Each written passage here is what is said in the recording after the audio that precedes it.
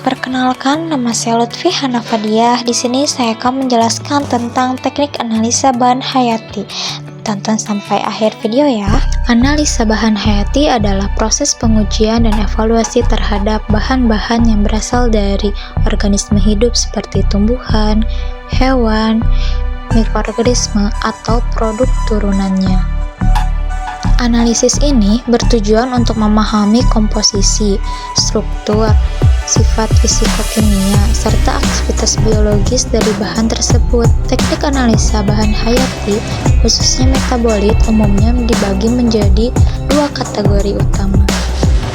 Yang pertama, ada analisis metabolit primer. Metabolit primer adalah senyawa yang berperan langsung dalam pertumbuhan, perkembangan, dan kelangsungan hidup organisme. Contoh utama metabolit primer meliputi karbohidrat, protein, lipid, dan asam nukleat. Yang selanjutnya ada analisis metabolit sekunder. Metabolit sekunder adalah senyawa yang tidak langsung terlibat dalam pertumbuhan dan perkembangan, tetapi memiliki fungsi ekologis dan farmakologis seperti flavonoid, alkaloid, saponin, terpenoid, dan fenolik. Lalu ada prinsip analisis bahan hayati. Prinsip analisis bahan hayati melibatkan berbagai pendekatan ilmiah, tergantung pada jenis bahan yang dianalisis dan tujuan analisisnya. Prinsip utamanya meliputi ekstraksi dan isolasi, di mana pemisahan komponen aktif dari bahan hayati menggunakan pelarut atau metode fisik. Lalu ada kromatografi, digunakan untuk pemisahan senyawa kompleks seperti high performance liquid chromatography atau gas chromatography. Selanjutnya, spektroskopi mengidentifikasi struktur molekul dengan metode seperti UV. Selanjutnya ada analisis biologis, di mana uji bioaktivitas untuk mengukur efek farmakologi, toksisitas, atau kemampuan antioksidan. Adapun ada teknik mikrobiologi, digunakan untuk menganalisis mikroorganisme atau produk fermentasi. Lalu selanjutnya ada jenis analisis bahan hayati. Berdasarkan tujuan dan tekniknya, analisis bahan hayati dibagi menjadi beberapa jenis, antara lain ada analisis kimia, di mana identifikasi senyawa aktif dalam bahan kimia, pengujian kandungan zat seperti protein, lipid, karbohidrat, flavonoid, alkaloid, dan lain-lain. Selanjutnya, analisis fisikokimia digunakan untuk mengukur pH, kelarutan, viskositas, atau stabilitas senyawa. Lalu, selanjutnya ada analisis biokimia, digunakan untuk uji enzim, aktivitas antioksidan, atau interaksi dengan biomolekul. Selanjutnya ada analisis mikrobiologi, di mana digunakan untuk isolasi dan identifikasi bakteri, jamur, atau virus dalam bahan hayati. Lalu ada analisis genetik, di mana ini tuh digunakan untuk PCR, sequencing DNA atau RNA, dan untuk mengidentifikasi spesies atau modifikasi genetik. Selanjutnya ada analisis toksikologi, di mana uji toksisitas untuk mengetahui keamanan bahan bagi makhluk hidup. Selanjutnya, produk hasil analisis bahan hayati. Berdasarkan analisis yang dilakukan, bahan hayati dapat dimanfaatkan untuk berbagai produk, antara lain seperti obat-obatan herbal dan farmasi, seperti ekstrak tanaman obat, antibiotik dari mikroba. Lalu ada pangan fungsional dan suplemen seperti minuman probiotik atau antioksidan alami. Lalu ada bioplastik dan biomaterial seperti biopolimer, dan bioenergi seperti bioetanol, biodiesel, dan biomasa.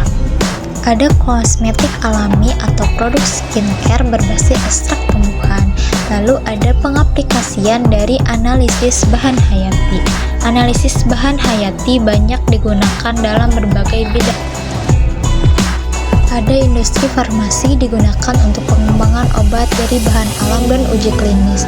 Lalu ada industri pangan di mana untuk pengendalian kualitas bahan baku, kandungan nutrisi dan keamanan pangan. Lalu di bidang pertanian untuk identifikasi mikroba tanah, pupuk hayati dan pestisida alami. Lalu di bidang lingkungan, bioremediasi menggunakan mikroorganisme untuk mengurai polutan. Lalu bioteknologi untuk produksi enzim rekayasa genetik dan untuk tanaman unggul. Analisis bahan hayati berperan penting dalam berbagai sektor untuk mengembangkan produk yang lebih ramah lingkungan, aman, dan bernilai tambah tinggi. Dalam teknik analisis bahan hayati terdapat dua pendekatan utama, yaitu in vivo dan in vitro, di mana in vivo adalah metode analisis yang dilakukan langsung pada organisme hidup seperti manusia, hewan, atau tumbuhan. Pendekatan ini memungkinkan pengamatan reaksi biologis dalam kondisi alami sehingga hasilnya lebih relevan dengan situasi nyata. Contohnya adalah uji efektivitas obat pada hewan percobaan sebelum digunakan pada manusia.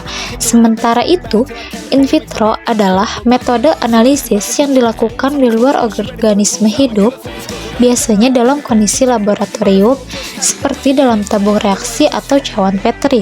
Metode ini memungkinkan pengendalian variabel yang lebih ketat dan sering digunakan dalam studi biokimia atau uji toksisitas bahan tertentu pada sel. Analisis bahan hayati sangat penting karena membantu dalam memahami berbagai proses biologis yang terjadi dalam organisme. Melalui analisis ini, ilmuwan dapat mengidentifikasi kandungan zat dalam suatu bahan, menentukannya efeknya terhadap kesehatan, serta mengembangkan obat-obatan yang lebih efektif dan aman. Dengan memahami interaksi bahan hayati dengan lingkungan dan organisme, kita dapat mengoptimalkan penggunaan sumber daya alam secara berkelanjutan. Lebih jauh, pentingnya analisis bahan hayati juga mencakup berbagai aspek kehidupan seperti keamanan pangan, kesehatan manusia, dan konservasi lingkungan. Misalnya dalam industri pangan, analisis bahan hayati digunakan untuk memastikan bahwa makanan yang dikonsumsi bebas dari zat berbahaya dan memiliki kandungan gizi yang sesuai. Dalam dunia medis, teknik ini membantu mendeteksi penyakit sejak dini, sehingga memungkinkan tindakan pencegahan yang lebih cepat dan efektif. Dengan demikian, teknik analisis bahan hayati baik in vivo maupun in vitro menjadi fondasi penting dalam mendukung kehidupan yang lebih sehat dan berkelanjutan. Contoh pemanfaatan bahan-bahan hayati dalam kehidupan sehari-hari. Pertama, dalam bidang kesehatan, antibiotik seperti penisilin yang dihasilkan oleh jamur Penicillium digunakan untuk mengobati infeksi bakteri. Lalu, vaksin yang berasal dari virus atau bakteri yang dilemahkan digunakan untuk meningkatkan kekebalan tubuh. Obat herbal seperti ekstrak jahe dan kunyit meningkatkan daya tahan tubuh. Selain itu, adapun di bidang pangan. Di bidang pangan ini, probiotik dalam yogurt membantu meningkatkan kesehatan pencernaan. Fermentasi kedelai oleh mikroba menghasilkan tempe yang kaya akan protein.